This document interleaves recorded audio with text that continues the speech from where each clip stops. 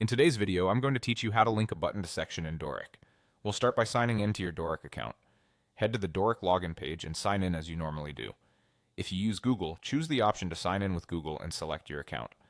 Once you're in the dashboard, open the site you want to work on by clicking Edit Site. Here's the game plan. First, we'll give the target section a unique HTML ID.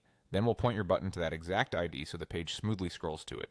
In the editor, click the section or the specific area of the page you want the button to jump to. Open its Settings panel and go to Advanced. Inside Advanced, open HTML selectors. In the HTML ID field, type a short, unique identifier. Keep it simple, no spaces, avoid special characters, and use lowercase with hyphens if you need separators, like pricing section or contact us.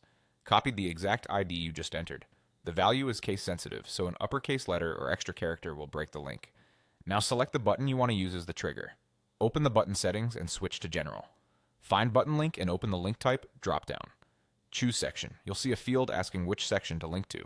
Paste the ID you created earlier. You don't need to add a hash symbol. Dorik handles that for you behind the scenes. A few quick tips to keep things reliable. Make sure the ID you assigned is used only once on the page. Duplicate IDs confuse the browser and can lead to the wrong target or no movement at all.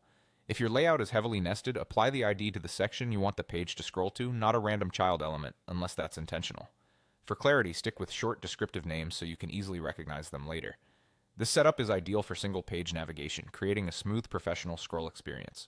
If you ever link from a different page, the common pattern is to use the page URL followed by a hash and the ID, but for today we're keeping it on the same page. When everything's set, a quick preview is helpful. Click the button and confirm it scrolls to the correct section. If it doesn't, double-check the ID spelling in both places and confirm that section is selected as the link type. And that's it. You've linked a button to a specific section in Dorik, giving your visitors a clean, intuitive way to jump to the content they care about.